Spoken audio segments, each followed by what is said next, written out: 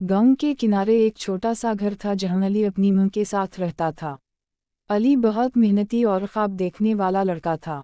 इसके पास ज़्यादा सहूलियात नहीं थीं, मगर उसके दिल में बड़े अरमान थे।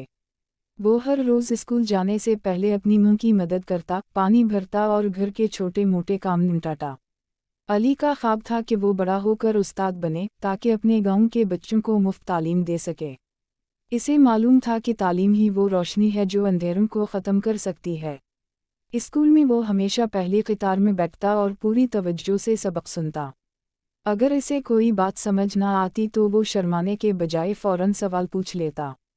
एक दिन स्कूल में तकरीरी मुकाबला हुआ। मौजू था तालीम की अहमियत। अली ने पूरी मेहनत से तैयारी की।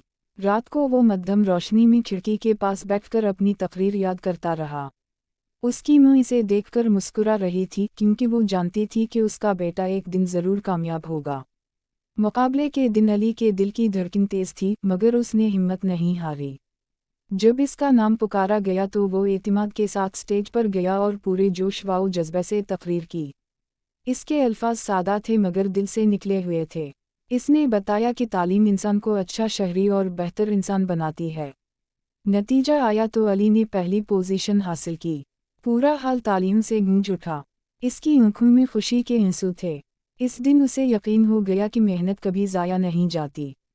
वक्त गुजरता गया, अली ने अपनी तालीम जारी रखी और आखिरकार उस्ताद बन गया। उसने अपने गांव में एक छोटा सा स्कूल कायम किया जहां वो बच्चों को मोहब्बत और खुलूस के साथ पढ़ाने लगा। गांव के बच्चे अब ख्वाब देखने लगे थे, क्योंकि इन्हें एक ऐसा उस्ताद मिल गया था जो इन्हें रोशनी की राह दिखाता था। ये कहानी हमें सिखाती है कि अगर इरादा मजबूत हो और मेहनत सच्ची हो तो कोई भी ख्वाब पूरा किया जा सकता है।